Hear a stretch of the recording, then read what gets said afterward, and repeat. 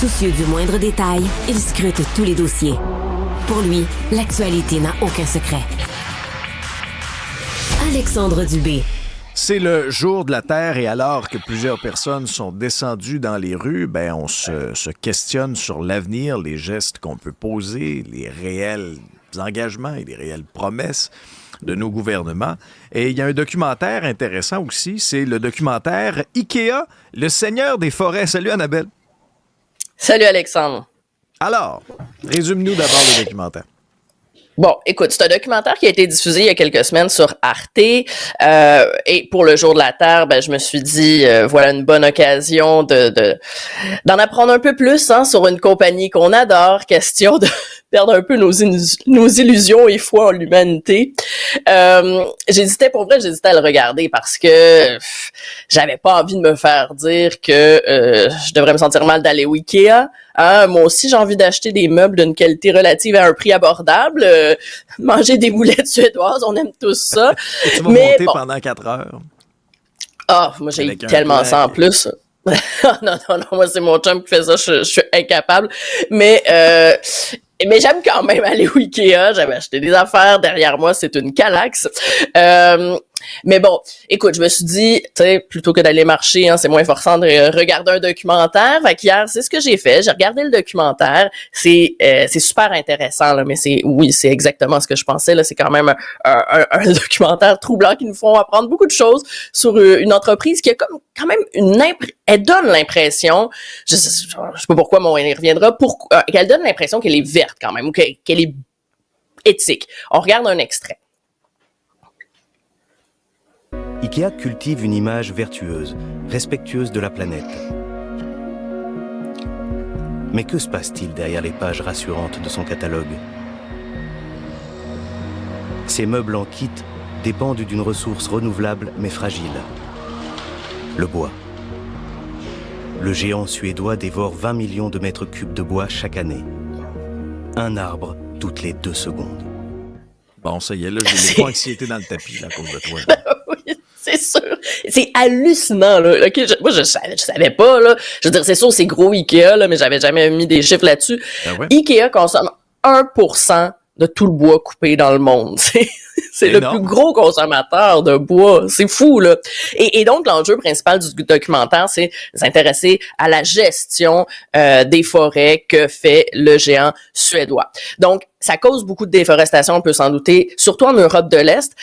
J'ai appris que 20% des meubles Ikea viennent en fait de la Pologne.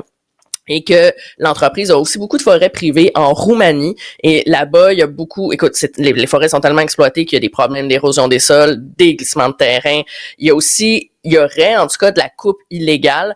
On apprend notamment que en Ukraine, il y a un des fournisseurs d'IKEA qui a été accusé récemment, là, en 2020, d'arracher illégalement des forêts anciennes pour faire des tables et des chaises de table à manger.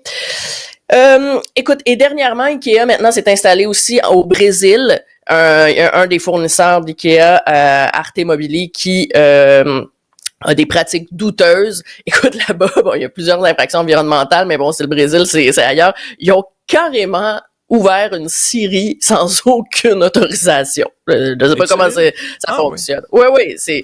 Et écoute, sinon, le documentaire revient aussi un peu sur l'histoire d'IKEA depuis sa fondation en 1943. Ça a été fondé par Ingvar Kamprad. Et c'est intéressant parce qu'on voit comment il a réussi à faire une marque emblématique avec IKEA. Il a profité un peu de cette espèce de vague d'intérêt qu'il y a eu dans les années 70 pour la Suède. Tu sais, l'international, là, tout le monde s'intéressait aux pays scandinaves parce que leur système d'éducation est tellement bon. Leur système, pays scandinaves, c'est ça. Ils sont tellement heureux là-bas. Tout est bien là-bas. Et donc, IKEA a profité un peu de la mode qu'il y avait l'intérêt qu'il y avait envers la Suède, et la Suède a aussi profité de l'intérêt qu'il y avait pour IKEA. Donc les deux se sont comme un peu nourris, et ça a créé justement un peu le phénomène. Et comme les Suédois l'ont tellement l'affaire, et on a les spas, la nature, on a cette idée donc que IKEA est peut-être plus environnementaliste qu'ils le sont. Et si l'aspect environnemental n'a t'a pas encore découragé, écoute, moi je savais pas, mais j'ai appris que le fondateur d'IKEA a déjà été membre d'un groupe nazi pendant la Deuxième Guerre mondiale. Oui, oui. Très sérieuse, et ça s'est su en 1994. Il y a des journalistes qui ont fait une enquête là-dessus. Donc ça s'est su. Et le fondateur l'a même reconnu et s'est excusé. Donc, dans ces années-là, apparemment, on cancellait pas les gens. Donc, tu sais, il a continué à faire sa business. Il est décédé en 2018, là, à l'âge de 91 ans, Ingvar Kamprad. Je savais pas du tout ça. Et autre scandale assez récent, il y a un fournisseur d'IKEA qui a été accusé en Biélorussie parce qu'il faisait fabriquer des meubles par des prisonniers politiques. Mais là, IKEA a quitté le pays, donc c'est déjà ça. Un peu de positif, hein, parce que c'est lundi matin qu'on a toute une semaine devant nous. Bon, IKEA promet d'être jusqu'à la fin. Écoute, IKEA promet d'être carboneutre d'ici 2030. Ça veut dire qu'ils vont stocker autant de carbone qu'ils en émettent. Fait que pour ça, qu'est-ce qu'ils font? Ils plantent des arbres. Ils achètent aussi des forêts. Par contre, ils achètent des forêts et ils plantent des forêts aussi en Nouvelle-Zélande. Concept un peu controversé parce que c'est des terres agricoles qui veulent changer en forêt. Donc, ils exproprient des exploitants agricoles, donc c'est super controversé là-bas. Fait que voilà, positif. Écoute, après, on fait quoi avec ça? Tu sais, je me dis, c'est toujours mieux de le savoir que de pas le savoir. À prendre ses décisions en conséquence, là, c'est pas un appel à boycott, là. Faut le savoir. Après, oui, peut-être qu'on peut en acheter un peu moins. De toute façon, comme on disait tout à l'heure, c'est vraiment chiant à monter les meubles Ikea, on va se le dire. Après, c'est ça. T'sais, c'est comme tout le reste en environnement, c'est pas tout noir, tout blanc. La vie coûte cher. Les meubles de IKEA, c'est quand même de relative qualité, abordable. Donc, tu sais, sentons-nous pas mal, mais soyons quand même conscients de qu'est-ce qu'il y en est, parce que gros destructeurs de forêt dans le monde. Voilà.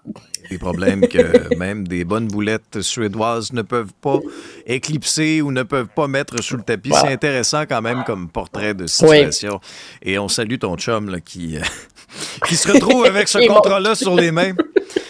On aimerait tous en avoir un comme ça. Hein? C'est toujours pratique. Merci. Bonne journée.